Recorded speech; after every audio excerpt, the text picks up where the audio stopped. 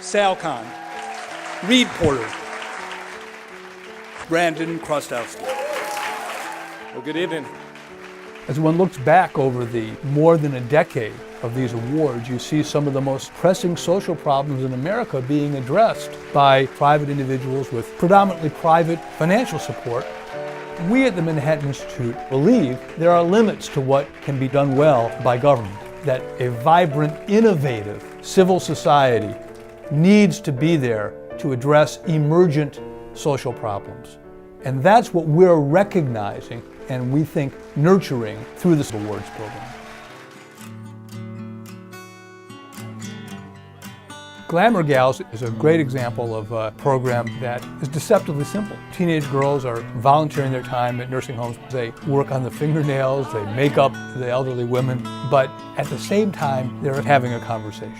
That was the oldest one. So I had to count my blessings for whatever I did. You can imagine all sorts of complex public programs to reduce isolation among the elderly, but here's something that's doing exactly that just came from one young woman's head.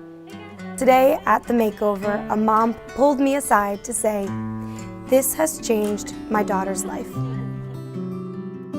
I chose this piece because more and more these days, I see girls everywhere struggling with their self-confidence and self-image. Rich and wealthy, far beyond his eyes, telling his story, called the hoodlum, and how he held his own.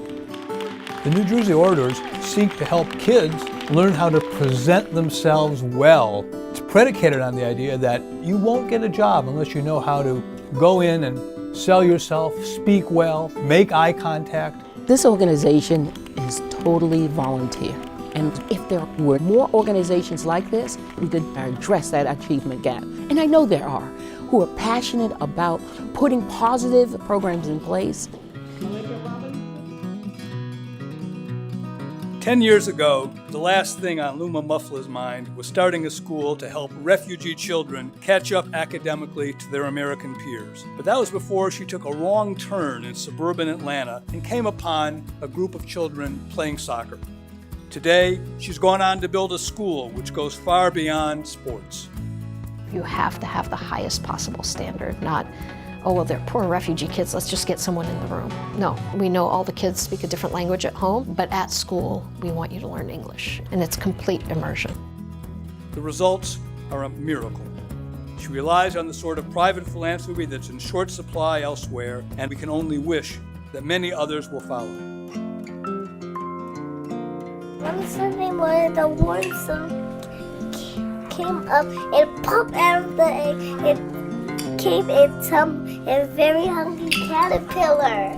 The Harlem Children's Zone does what it calls cradle to college interventions with the most economically disadvantaged, socially disadvantaged kids in America.